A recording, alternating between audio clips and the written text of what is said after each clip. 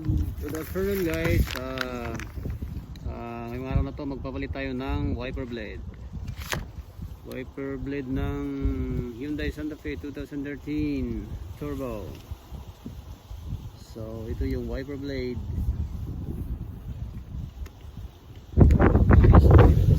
Paano ko palit?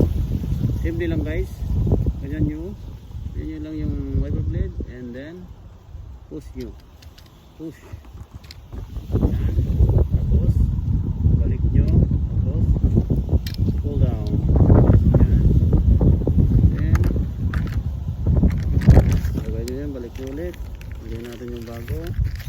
Ito yung bagong wiper blade. So lagay natin yung natin ganyan.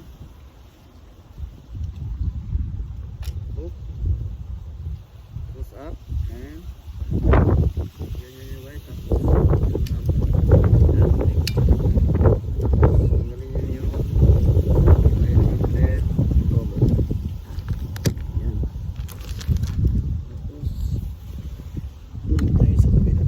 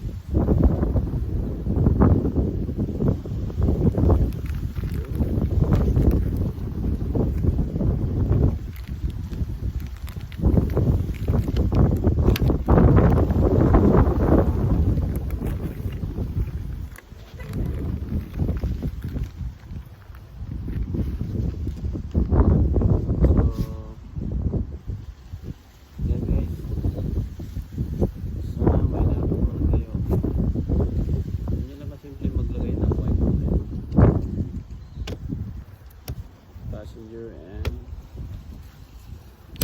driver.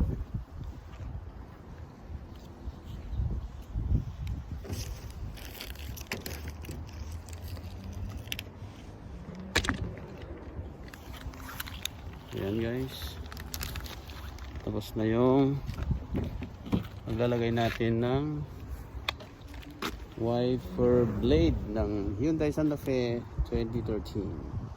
Bukan natin guys para malaman natin kung maganda yung wiper blade. Natin yung start natin. So itong Santa Fe, push start. Push. Yan. Magaling siya. So ngayon subukan natin. Yun. Ganda. Maayos na maayos guys. Nawala na yung tumutunog. Yun. Dati kasi guys tumutunog yung wiper blade. Pero ngayon okay na siya. Ganda. Oh. Ganda. So yan guys, ganun lang magpalit ng wiper blade ng Hyundai Santa Fe 2013. So sana guys may natutunan kayo sa aking video. And kung di pa kayo nakapag-subscribe, subscribe na. Maraming salamat sa